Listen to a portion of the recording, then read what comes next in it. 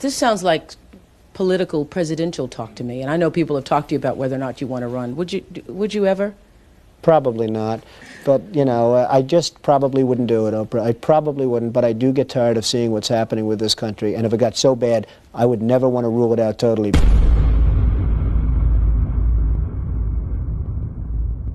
Who are the white hats officially?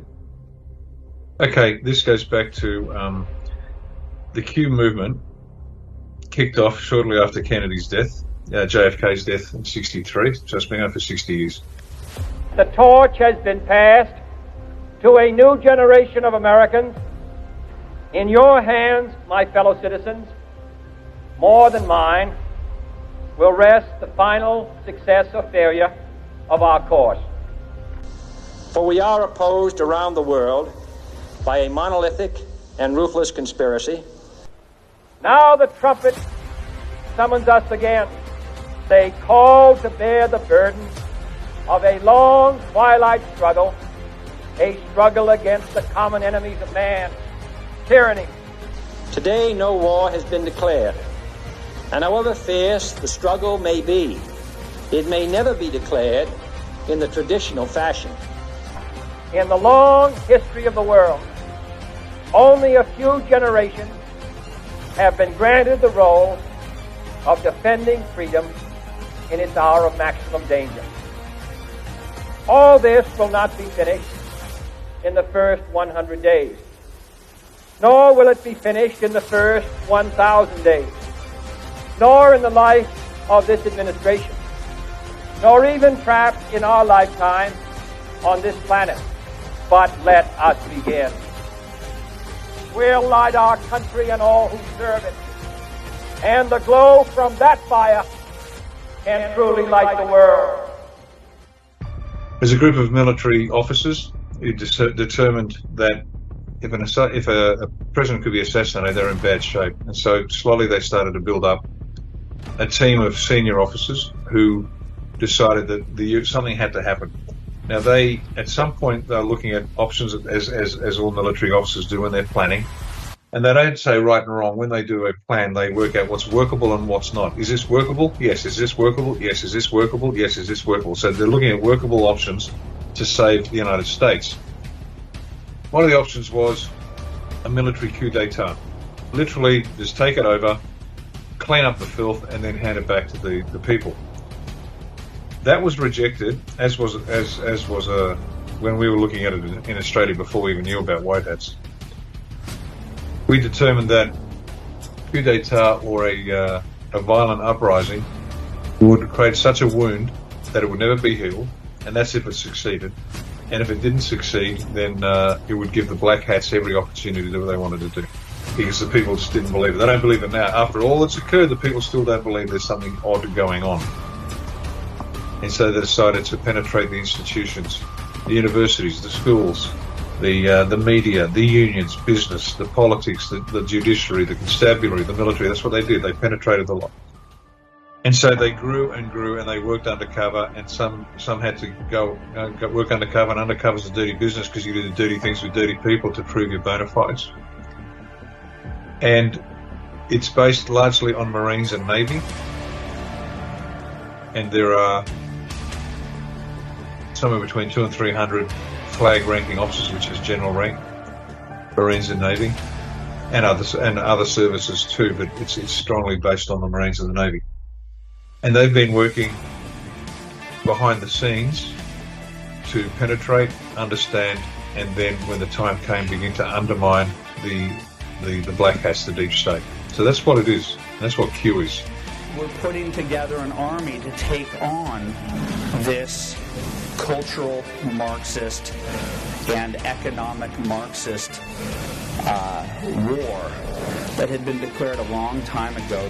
And this last counter-offensive started the year before Trump was elected. With this strategy, we are calling for a great reawakening of America. And when there's 200 or 300 generals and admirals, that doesn't mean 200 or 300 people. Each one of those people controls a large swathe of capability, if that makes sense. We have over 200 generals and admirals supporting us.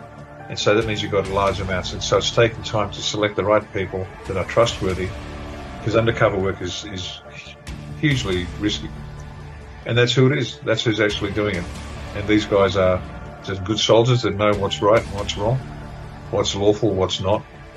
And that's why they have pursued this in a completely lawful way. You can read the law of war, and that's the rule they're following. And so they recruited Trump, the Q movement, the generals and admirals recruited Trump. You're going to become president, but you have to win it legitimately. We can't place you in there. You've got to win it. And once you're in, here's the plan. And Trump had a look at it, and he said, okay, let's go. In my former life, I was an insider. Now I'm being punished for leaving the special club. I knew this day would arrive. It's only a question of when. This is not simply another 4-year election. Nobody knows the system better than me.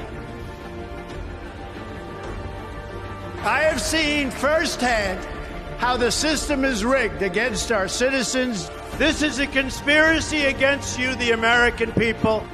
And so it's a delicate game they've been playing. So that's what's been going on. And we can say that because the people don't want to believe it, don't want to believe it, and they never will, and that's fine. And the rest of us know this is the truth. And so I hope that answers your question. It's been a long, slow journey in the process. There are forces at play beyond your comprehension. They have this in hand, but you must still do what's required. You've got to step up when you've got to step up. You're going to do what you're going to do. It is incumbent upon each and every one of you watching this to understand that you must take a leading role. This is a struggle for the survival of our nation. Believe me. And this will be our last chance to save it. Join me in taking back our country. So this is real. Whether you want to believe it or not, not you, but if people want to believe it or not, that's fine. It doesn't really matter. It's moving ahead. And when they say nothing can stop what's coming, nothing can stop what's coming. The forces at play are beyond the Masonic filth's comprehension. What's coming, you'll either survive it or break you in half, and I mean that quite sincerely. So toughen up, princesses out there. I know that this is a challenging time for all Americans. We're enduring a great national trial, and we will prove that we can meet the moment. The biggest problem is from within. It's these sick, radical people. One of the important factors of the pause is that we see how bad they've done. Everybody sees that. It will be much easier for us to do what has to be done. When I get back into the Oval Office, we will totally obliterate the rest of the deep state. We're going into every alpha. We're going to CIA, the FBI, the DNI, the CIA, all of them. And we're going to release every single person that either traffic people or look the other way to traffic people. We're going to put it all out for the American people. All of it. Yeah, they have to understand something. We're going to hit you with a blowtorch, okay? No more games. We're going to hit you with a blowtorch. That blowtorch, we're going to not just deconstruct it, we're going to rip it apart. We're going to take the administrative state and we're going to take the deep state, and those of you we don't take to trial and put in prison, we're going to get rid of the rest of you. We're not just going to change policy, we're going to start by bottom-blowing personnel. And for every person in there today, you've got time enough to come forward as a whistleblower. If you don't come forward by high noon on the 20th of January, you're guilty. We have it all. All of the illicit wealth in the world has been tracked by the National Security Agency for the past 15 years. We have every single one of you by the balls. You cannot survive this. You have one out. The Truth and Reconciliation out is make the deal, motherfucker, or you are going to die. Donald Trump actually plays chess on a 5D level, and you never can anticipate what his next move is going to be. Dan Scavino, who handles his social media, keeps sending hints out to us. We get messages in circuitous ways. Trump's temperament is one of action. It's not, and it is no different than John F. Kennedy's in terms of telling us things, optics, you better believe that he's very much a straight shooter in terms of actions that he's going to take or what he thinks needs to be done. Trump came out at this point announcing his candidacy because he knew and he wanted to test who was going to be against him. They said, oh, he suffered this incredible defeat. What we were working on was taking over school boards. We wanted to get Nancy Pelosi out. We wanted local councils. Yes, he had 23 out of 235 that didn't. They've made a huge, huge mistake with this one because even though we thought what was going to happen was they were going to go after him for treason or sedition, but they did criminally charge him, but they didn't go to that extreme. As a result, he has due process, so he can subpoena people. You could go to Wikipedia and find Operation Mockingbird, that the CIA has been in there forever. Then Obama repealed the 1948 Smith-Mundt Act, which then permitted propaganda to be in broadcasting. It no longer said that it had to be credible. And so when he came out and said fake news, he warned us at the end of his speech that it is going to be very hard. The establishment, the media, the globalists are all going to come after. They're going to try to intimidate, but he needed to smoke them out. I really want people to understand that they need to go to other sources because the media will not tell you about his successes. They will not tell you about anything that he does positively. Biden is the legitimate president, but he's the legitimate president of what is now the bankrupt U.S. corporation. And that was a treaty in 1871. Well, on September 12, 2018, Trump created an executive order. Within that, he outlined in future elections any kind of foreign or domestic interference, specifically for the 2020 election. So we say, how did he know some of these things were going to happen? Think about Edward Snowden and all the information he had.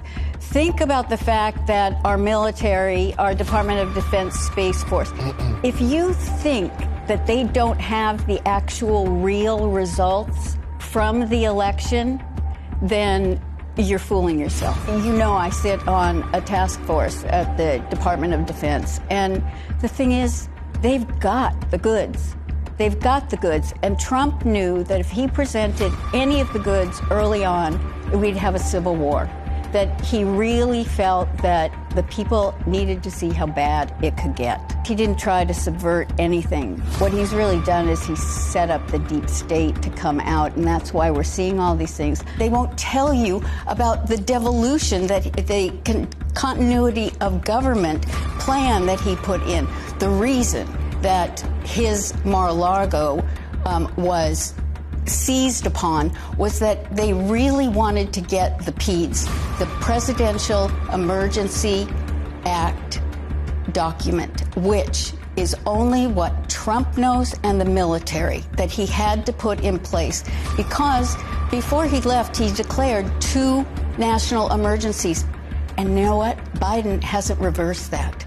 Biden has signed on to 3 of his executive orders to continue them going. So we have some very fascinating things that are going to come out. You know, they made fun of him because they assumed he broke protocol and walked in front of the Queen.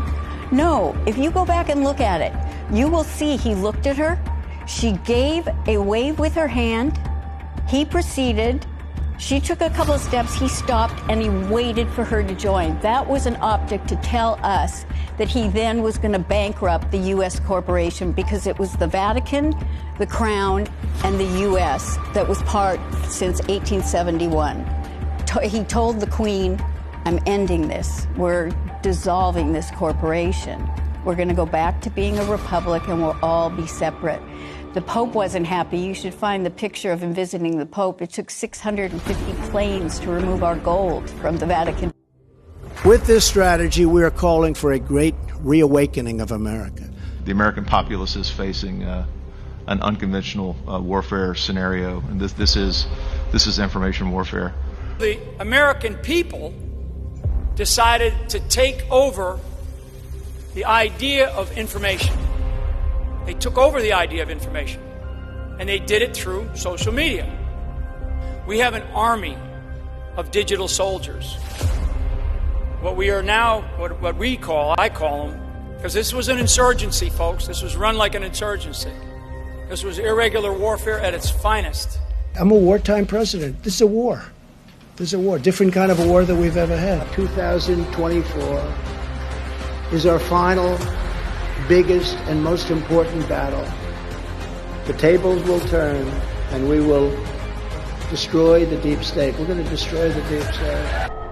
What I can confirm for you is that the military had wanted to take Obama out, and then they convinced Donald Trump to run, and so they postponed this plan. We are witnessing the great reawakening.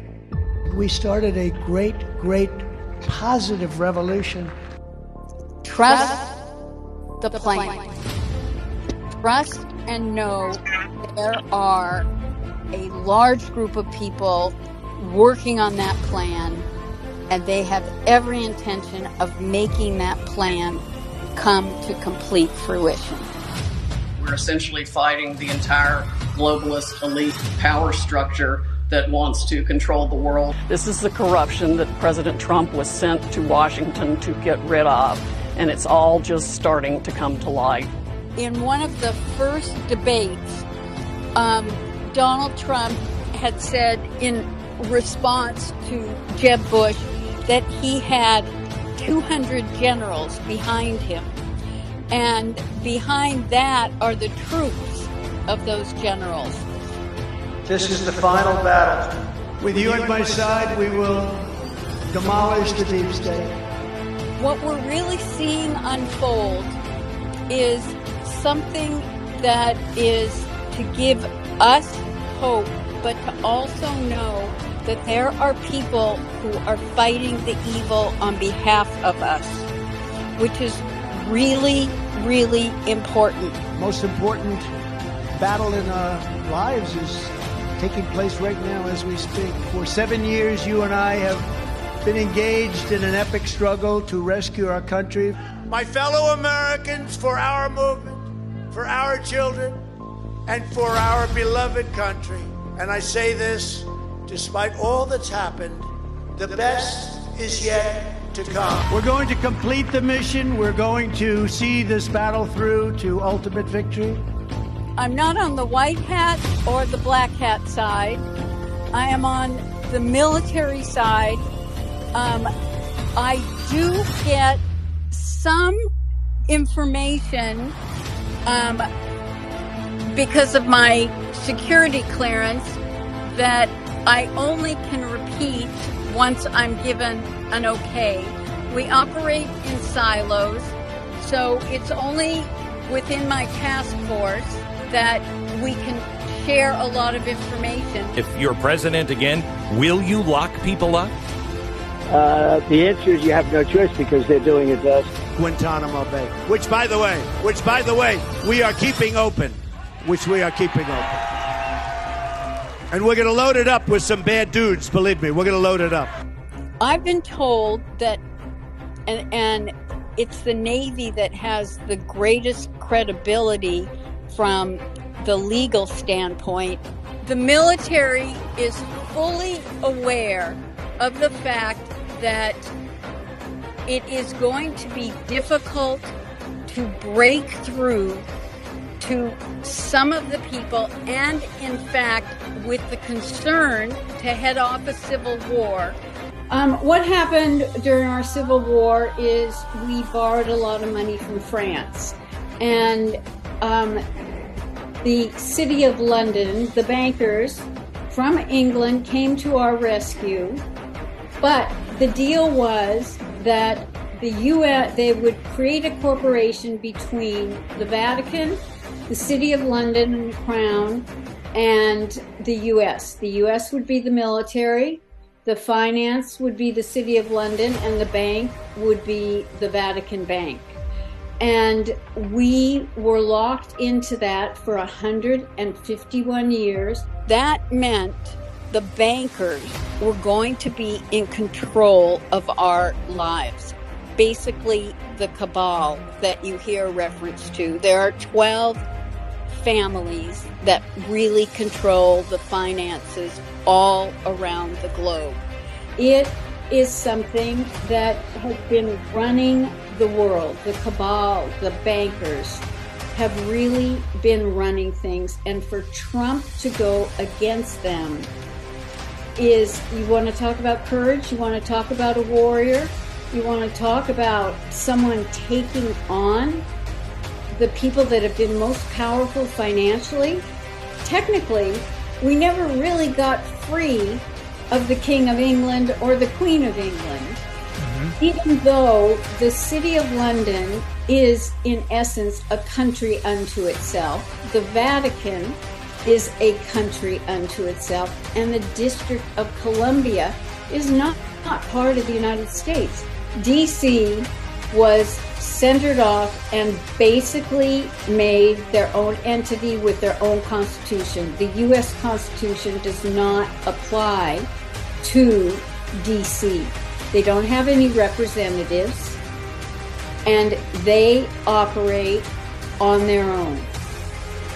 When Trump was coming over to meet with the Queen, something big was going on, because if we think back, that entire trip that he made around the world, he started in Saudi Arabia, and only the king normally has a sword in the sword dance, but it was given to him. After he left, that particular king was now out. He was arrested with 200 other Saudi Arabian royals, all put in the Ritz-Carlton because Trump dropped off documentation about the child and human trafficking that was going on. Then he made a trip to Israel because he had to let them know and start the Abraham Accord thinking going along. I mean, that had been going on in the background.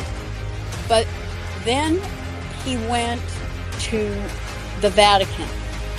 And so when Trump came over in 2019 to meet with the Queen, that was Trump speaking in optics to let us know that he had now informed her that his plan was to file bankruptcy and to end the U.S. corporation. I think that once Trump comes back, we will definitely be cutting our ties with some of the established Nazi organizations. The World Economic Forum, that's the Davos crowd. That's the corporate world. That is the cabal. And as Klaus Schwab has said with his Young Leaders program, that he's got people in every government. Hillary Clinton never, or the Clinton campaign never expected Trump to get as many votes as he received. They were already cheating. When this country is gone, the rest of the world would follow. The rest of the world would follow. That's the importance of this country. I will shatter the deep state and restore government that is controlled by the people and for the people. Evidently, the Supreme Court separated the federal role of president and separated the commander-in-chief of the military. And because Congress did not respond to several of his executive orders and declaring a national emergency, he turned it over to the military. And one thing is really important to know. There are only about 7 people, and then you've got the generals in the military, but there are only 7 people who are not part of the military that really know what's going on. He transferred all communications from every division of the military to Space Force. Space Force is not about going to the moon or Mars or anything like that. That's right. It is about the cyber communication because, as he has said, he's a wartime president. We're at war. We're not at a kinetic war. Hopefully we won't be. But we are in an informational war. And that is what allowed him to file the national emergencies and turn things over to the military. If anyone listening is skeptical, great. Because if you're skeptical, it means your mind is open enough that you're going to go do your own research and you're going to come to your own conclusions, which will probably be very much in sync with a lot of what you've been hearing. One, get rid of your expectations and the fantasy in your mind of how you think this is going to play out, and pay attention to everything that is happening and just connect the dots. Today, no war has been declared, and however fierce the struggle may be, it may never be declared in the traditional fashion. Today, the Department of Defense has started the process of formalizing what we have long known, the fundamental role of U.S. special operations in defense and foreign policy by elevating special operations forces to a level on par with military departments. We follow the vision of President John F. Kennedy, who predicted the rise of special operations nearly 60 years ago.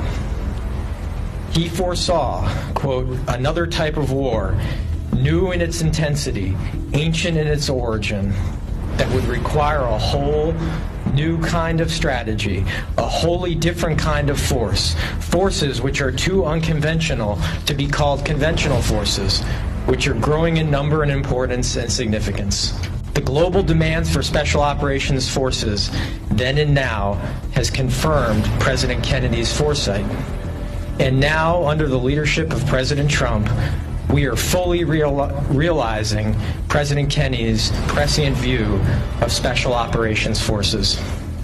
This persecution is being done by the same weaponized agencies that for 7 years have been running illegal psychological warfare campaigns against the American people, much as if they were trying to destabilize a foreign country. In the military, I started off my career as an air cavalry officer, flying helicopters, counter-reconnaissance, reconnaissance. Moved later into information warfare as a information operations officer, running psychological operations, computer network operations, deception, operation security, and electronic warfare, special electronic warfare. And I would tell you, as an unconventional warfare, information operations, information warfare specialist, the American populace is facing an unconventional warfare scenario. President Trump is the commander-in-chief. It's undoubtedly the case, and he has pulled together all the military under the U.S. Space Force. All members of the U.S. Space Force are called guardians, no matter if you're a chief, master sergeant, or a cadet or a soldier, an officer. They are called guardians for a reason. We have over 200 generals and admirals supporting us now. They ought to switch over to paper ballots. It's all watermarked now. It's really incredible stuff what you can do with paper. Paper is actually high tech. Watermarked ballots in over 12 states have been part of a huge Trump and military white hat sting operation. And Biden crime family and ballot fraud co-conspirators, elected officials, bureaucrats, social media censorship mongers, fake stream media reporters, etc., are being arrested and detained for ballot fraud right now and over coming days, and will be living in barges off Gitmo to face military tribunals for sedition. Please allow me to say how proud I am of the almost 25,000 National Guardsmen who have come in from all 50 states and territories to help support the Secret Service and the police departments with a peaceful transition of military power. In my first term, I disrupted all of it. Oh, did I disrupt? That was called major disruption. And in my second term, which we're sort of having now, but I don't want the results. Under the normal rules, I'll be out in 2024. We are now in the phase, in my view, where the War Generals Coalition, this is a coalition of 200 active duty generals are at work, 34 nations. I don't know the list. I just know it's happening. He has put the US into war, active war. The US, United States codes of court martial are in force. Military justice is in force. The Law of War Manual 2015, revised in July 23, is in force, and it is global. In light of the countless sacrifices made by hundreds of thousands of American service members and our enormous progress over nearly 2 decades, we are now bringing these conflicts to their successful and responsible conclusion under the bold leadership of President Trump. Should any malign actors underestimate our resolve or attempt to undermine our efforts, we will not hesitate to restore deterrence and defeat any and all threats. Read between the lines of Putin and President Trump.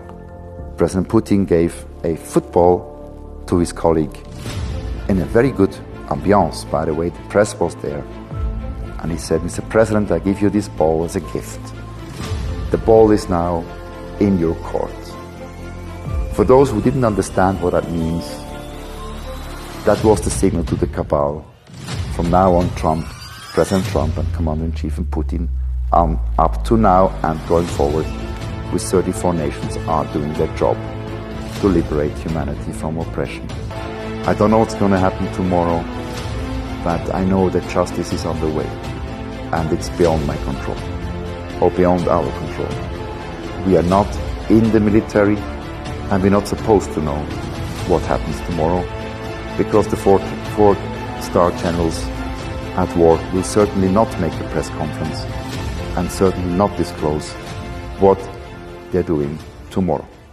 With this strategy, we are calling for a great reawakening of America. It was hardworking patriots like you who built this country, and it is hardworking patriots like you who are going to save our country. You and I have been in this battle side by side and together, and we've been taking on the entire corrupt system in Washington. We will fight for America like no one has ever fought before.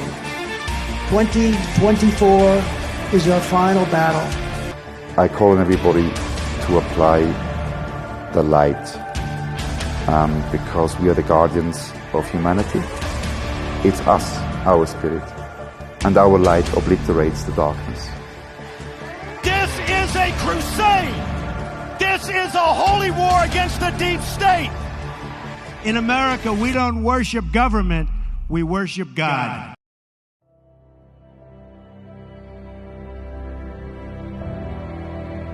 Trump made a very ominous and dark speech about the decline of America, and while doing so, music began playing, and the music sounded exactly like a song called WWG1WGA, where we go one, we go all. The former president of the United States, who wants to be the next president, is now directly spreading the slogans of the conspiracy cult QAnon. Trump has posted or reposted more than 100 messages linked to QAnon since the beginning of the year.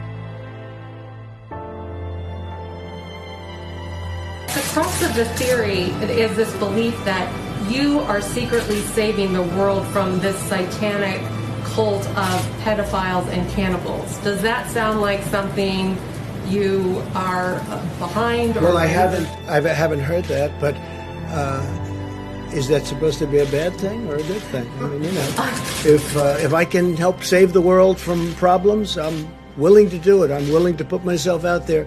And we are, actually. QAnon. It is this theory that Democrats are a satanic pedophile ring and that you are the savior of that. Now, can you just once and for all state that that is completely not true and disavow QAnon in its entirety? I know nothing about QAnon. They are very strongly against pedophilia. And I agree with that. I mean, I do agree with that, and I agree with it. But there's not a satanic pedophile cult being run by. I know nothing You don't about know that? Okay. No, I don't know you that. Just this neither week. do you know that. When this country is gone, the rest of the world would follow.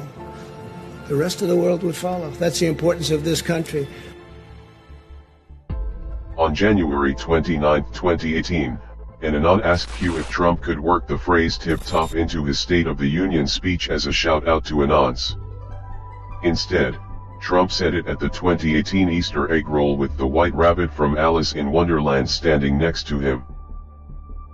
Keep this incredible house or building or whatever you want to call it, because there really is no name for it. It is special. And we keep it in tip-top shape. We call it sometimes tippy-top shape. And it's a great, great place. Q has used the phrase Alice in Wonderland in posts. Trump didn't just fulfill an anon's request, he pointed at Q. An anon requested a hashtag Obamagate tweet from Trump, and Trump posted Obamagate without the hashtag. On April 12, 2018, Q posted Twitter down. Exactly 1 year later on April 12, 2019, Twitter went down. The same day that Twitter went down, the NSA posted a picture of a Q on their Twitter page. This is important because Q has referred to the NSA in posts. On November 8, 2017, Trump posted a picture on Twitter with everyone giving a thumbs up. When an image is posted on Twitter, it's given a random file name when it's uploaded. If you connect the tips of the thumbs, it makes a Q, plus the file name for the image says do it Q at the beginning and ends with a Q. Q used plus signs to represent the puppet masters in a post. The House of Saud, the Rothschilds, and Soros. On November 6, 2017 at 5:07 and 57 seconds, Q posted, "Nothing is random, everything has meaning, plus plus plus." 7 minutes later Trump posted on Twitter and the tweet had plus plus plus at the end just like the Q post. 50 minutes later Trump tweets about Saudi Arabia. The plus plus plus in the Q post represented the House of Saud.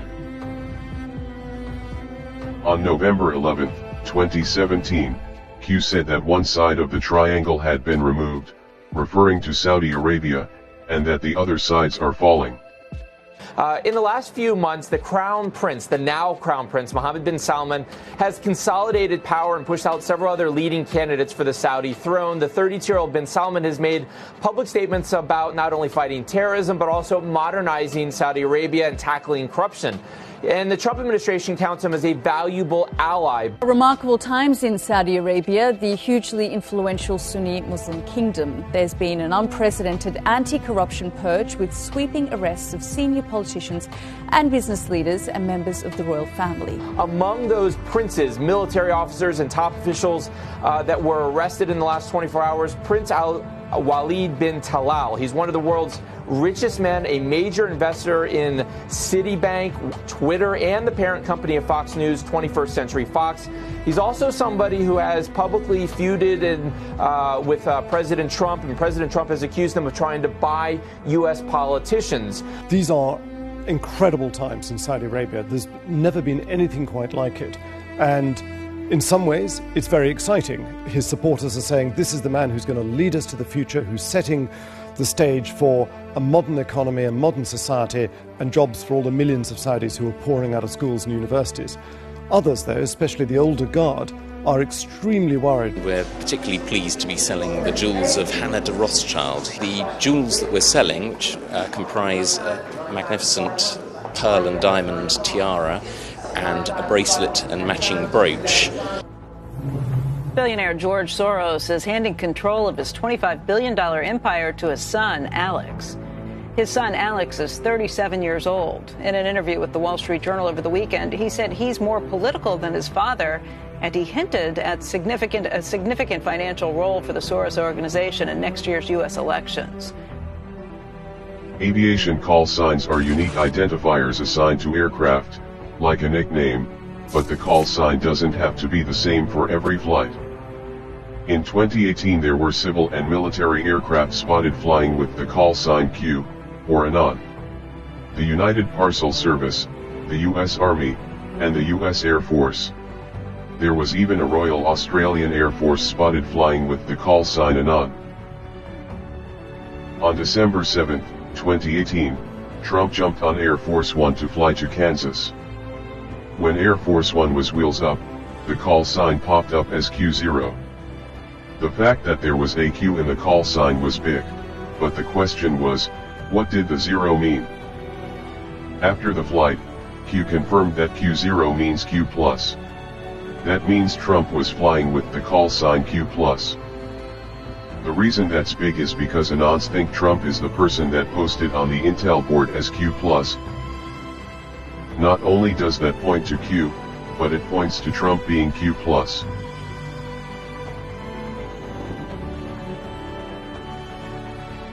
On October 2, 2018, Q posted 5347 by itself. On November 6, 2018, the U.S. Senate election results were 5347. Q called the Senate votes a month in advance. On January 13, 2018, Q posted checkmate, which is a victory in chess. In 2024, Trump posted a hashtag by itself. In chess the hashtag means checkmate. On October 5, 2018, Q posted, "The picture will be the signifier," and dropped the link to an account with the handle, QAnon baby. They respect us. That's more important. Look at that beautiful baby. Look at that beautiful baby. Wow, what a baby. What a baby. That is a beautiful baby. That's like from an advertisement.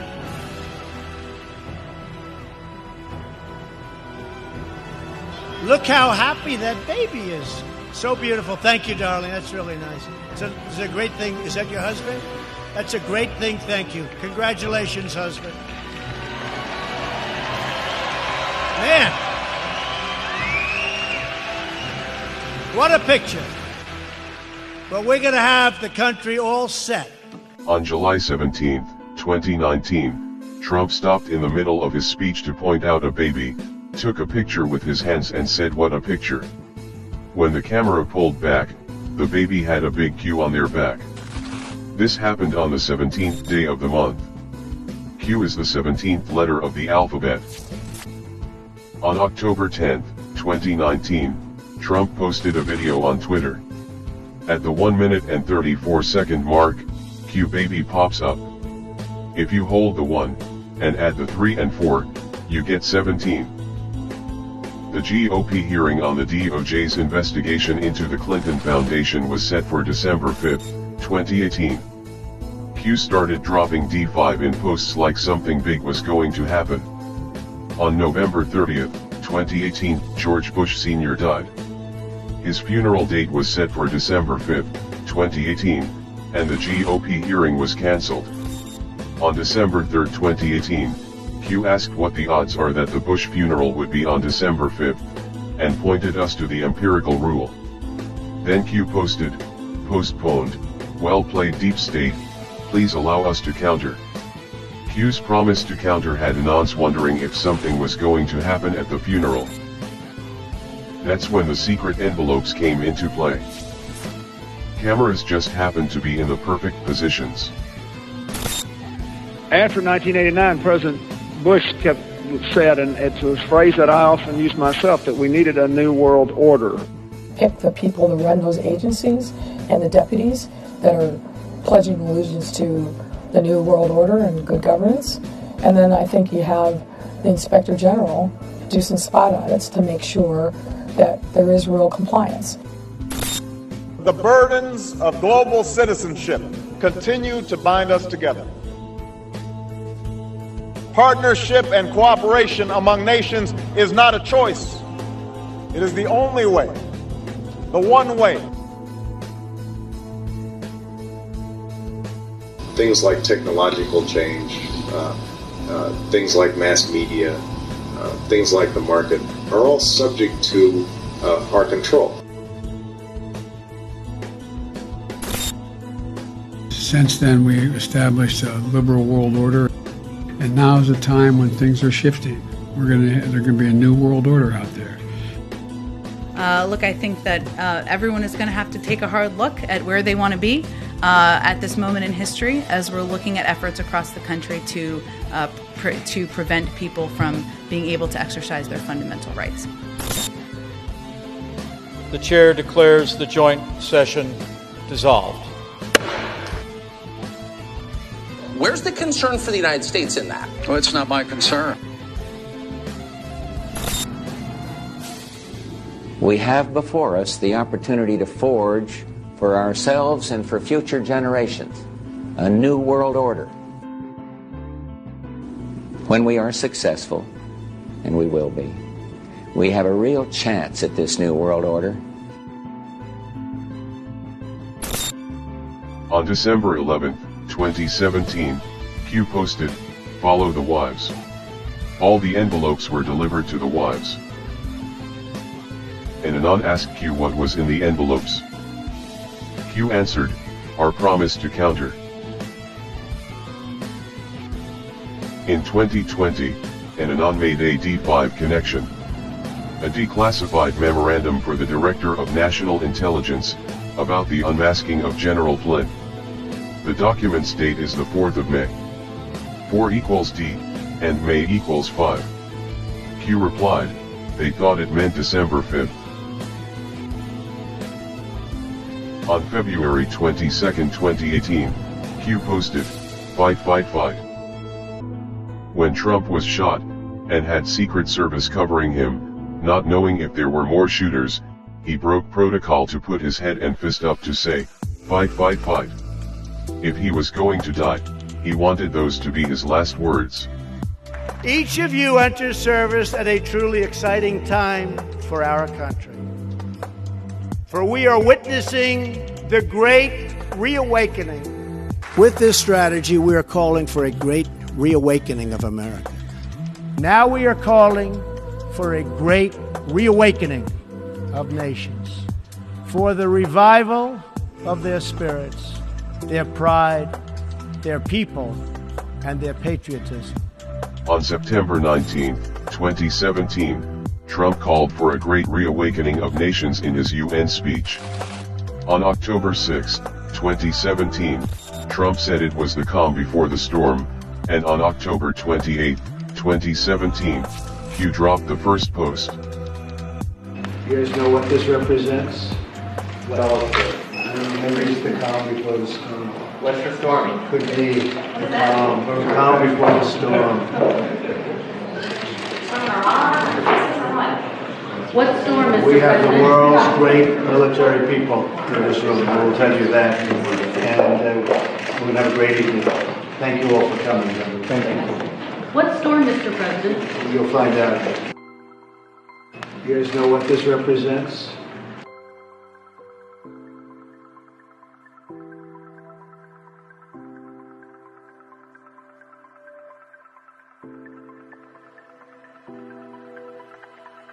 And somebody that's been with me from day one, he's a real general. You know, we have the real generals and we have the fake woke generals that did so poorly in Afghanistan, should have all been fired. But this is a real general, Keith Kellogg. Right, Keith? And this is a great group. It's good to see you, Keith. He's been with me from before day one, right? He said, that guy should run. We got to get him to run. I like those guys. They were here before I ran. You know, there's quite a few of them. General Flynn, along with General Kellogg and some of our other friends. We have so many friends. We have over 200 generals and admirals supporting us now. We had 17 Congressional Medal of Honor winners endorse me. When I first came here, I was only in Washington 17 times in my life. On December 9, 2017, at 10:34, Q posted a quote thanking the military. Then Q pointed us to timestamps, and let us know a proof was incoming. 3 hours later Trump tweeted the exact same thing without the quotation marks. Q quoted Trump's Army-Navy game tweet 3 hours before he posted it. On February 22, 2019, Q posted "The best is yet to come." My fellow Americans, for our movement, for our children, and for our beloved country, and I say this despite all that's happened, the best is yet to come. For we still believe that the best is yet to come. On June 13, 2020, Q posted, "Seeing is believing. Sometimes you can't tell the public the truth, you must show them. Only then will people find the will to change. It had to be this way. This is not another 4-year election. 2020 to 2024 has been called the pause. Let the deep state steal 2020, and let the people see for themselves." In 2022, Trump confirmed it. One of the important factors of the pause is that we see how bad they've done.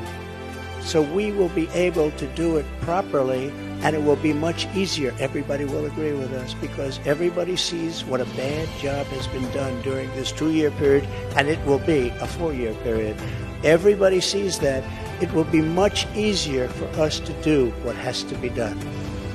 Those text messages were sent from the wife of Supreme Court Justice Clarence Thomas. "I looked at past inaugurations as far back as George Bush. Not once did the military walk up and stand behind the president. The man on the right is a judge advocate general, and the man on the left is military intelligence. What Trump says when they're standing behind him is also important." Today's ceremony, however, has very special meaning. Because today, we are not merely transferring power from one administration to another, or from one party to another, but we are transferring power from Washington, D.C., and giving it back to you, the people. On November 1, 2017, Q posted, "The only way is the military, once 11.3 verifies as first marker." Some people assumed it was an arrest date, but they were way off. 11.3 is a section in the DoD Law of War Manual discussing belligerent occupation of a country. End of occupation and duration of Geneva Convention obligations. The status of belligerent occupation ends when the conditions for its application are no longer met. Certain Geneva Convention obligations with respect to occupied territory continue for the duration of the occupation after the general close of military operations. End of occupation. Belligerent occupation ceases when the conditions for its application are no longer met. In particular, as discussed below, the status of belligerent occupation ceases when the invader no longer factually governs the occupied territory or when a hostile relationship no longer exists between the state of the occupied territory and the occupying power. Belligerent occupation ends when the occupying power no longer has effectively placed the occupied territory under its control. For example, an uprising by the local population may prevent the occupying power from actually enforcing its authority over occupied territory. Similarly, the occupying power's expulsion or complete withdrawal from the territory would also suffice because the former occupying power generally would not be able to control sufficiently the occupied territory. Rest in peace, Mr. President, JFK. Through your wisdom and strength, since your tragic death, patriots have planned, installed, and by the grace of God, activated the beam of light. We will forever remember your sacrifice. May you look down from above and continue to guide us as we ring the bell of freedom, and destroy those who wish to sacrifice our children, our way of life, and our world. We, the people. This has never been attempted before. The use of the general public to counter the propaganda pushed by the controlled media. Analysis indicates that situational awareness of the general public is expanding at a massive pace. Attacks indicate the loss of generalized information control by the mainstream media. Military, and civilian alliance.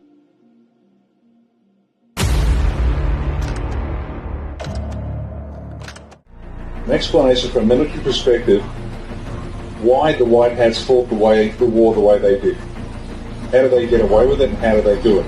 Planning process we go through when we are solving large complex problems, and it's like pulling teeth without anaesthetic. It's not fun. But at the end of that process, what falls out the bottom is a rational, workable plan. We the people have rightly experienced deep frustration and even fury at the apparent inaction by the White Hats. We helplessly watched our businesses and livelihoods being dismantled and our homes and possessions being stolen by unlawful government fiat, our freedoms being trampled under the tyrannical boots of the Black Hats and their truly treasonous political, judicial, military, constabulary and media minions, and our health and even our lives and the lives of our loved ones being decimated by psychopathic and mercenary medical profession. There are plenty of good reasons to be furious. We have seen that perhaps for the first time, the manner in which this war for the world was fought was not only the best way it could be fought, but also, in reality, the only way we could have won. But we must remember that the alternative was the unthinkable, the complete destruction of the human race. We the people should be grateful we survived. We only did so due to the sacrifices of life and limb of the White Hats, and also of the uncounted and uncountable men and women who comprise the digital army, who worked tirelessly and bravely to defeat our collective enemy. This was indeed their greatest hour. We, the world as well as the US, owe the Commander-in-Chief Donald J. Trump and the White Hats a debt we will never be able to repay, but one we will always remember. The Black Hats controlled every aspect of life on Earth, everything. The White Hats had nothing. There wasn't a stone on this planet that wasn't under their control. So how do you win against that when the adversary has everything and all you have is the will to survive, to fight? That's all you've got. So you start. You start. In military planning, it's called the center of gravity, and you've got to understand this. The center of gravity. What is the center of gravity? It's 1960. The president's just been shot, and you are starting to put together a plan to understand how to take back the world. Now, this plan was so complex and difficult that they thought they were going to reach it with Ronald Reagan. So add a few years, add a few decades, and they're finally ready. Control the corporations, control the money supply, and then it starts to flow down. But the center of gravity will change as the operation advances. Once that's done, you've got a new center of gravity and a new center of gravity. Now, this is going to be hurtful for some, but the will of the people, where does that come on the list? When you think about the physical mechanics of it, where do they come? Stone, motherless, last. Now, I know that's hard to hear. This is the brutal mathematics of war. The center of gravity for them, or the bad guys, was the control of the corporations. What's the center of gravity for the White Hats? What's the one thing that if the Black Hats got a hold of, the White Hats had no chance? The one thing the White Hats had to protect at all costs, even at the cost of people dying. Operational security. What is operational security? Operational security is every measure taken by a force to protect what it is about it that the enemy can't know. To protect the enemy's disposition, their capabilities, their locations, their numbers. Operational security. The White Hats, it was the one thing they could not afford. They could not afford a break in security. Because if the Black Hats found out about it, game over. Because the Black Hats controlled everything that went bang. Every military, every constabulary, every judiciary, every polity. You're done. You're finished. It's over. Let me tell you a story that few people know anything about. And one of the leaders was there sitting in the jungle with his troops. They heard the Indonesians in their home village killing their women and children. And they heard them screaming. The Indonesians went in on purpose, intentionally, to attack the women and children so the men had come out. They had to stay where they were. Had they gone back, they'd have been wiped out. Now how's that for a tough choice? This is the brutal mathematics of war, ladies and gentlemen. This has been a war from the start. Now, the White Hats had to watch all of these depraved acts continue as they had to control security. But having said that, they had to give the people something, some hope. Does that make sense? Because what would have happened to the people if they had no hope? Just given up. Most people were just given up. So what did they do? They had to leak information that they couldn't afford to leak out, but do it in such a way that the adversaries would laugh. It was a laughing stock. They would laugh at anybody. It was so nonsensical, it was so ridiculous, meaningless things. You're loons. And yet there was enough for a handful of people to get a hold of it and think, hang on a second, and then one by one, the truth started coming out. It's just enough to keep people frustratingly hooked. And then they said it's going to happen on this date, but it never happened. It's going to happen on this date, and it never happened. But then somebody in New Zealand figured out they were paragraph numbers from a document called the Law of War. And people went back and went, oh, now I get it. But bit by bit, they fed us breadcrumbs. And anybody that picked up that breadcrumb was ridiculed and lampooned. So they gave us enough, but they had to do it in such a way that nobody would believe it was true, including the Black Hats. And so we, the core, kept the faith. And bit by bit, we grew. OPSEC, Operational Security, was their centre of gravity. They were giving nothing out, regardless of what the Black Hats did to the people. Once again, this is war. This is brutal. Not everyone's built for this. But they did give us a few crumbs in the form of Q. Please, you must understand, and you will, in time, the war was fought the best way it could, and the only way we could have won. And if people get angry and they challenge you and say, but these people died, you say, don't blame the White Hats. Why are you blaming the White Hats? Who did the killing? The Black Hats. And by the way, who allowed the situation to arise where the Black Hats were in that position of power? Everybody put your hand up, because I'm responsible. We all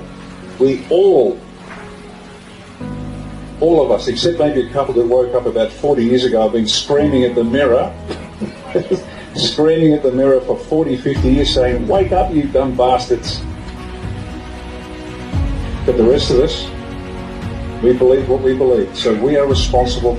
When someone challenges you and said, why didn't the White Hat save my daughter?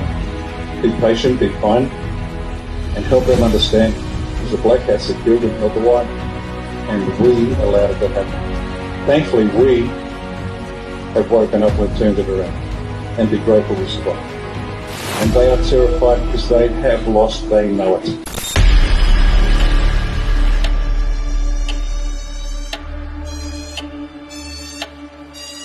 People should not be afraid of their governments. Governments should be afraid of their people. The American populace is facing an unconventional warfare scenario. This is information warfare.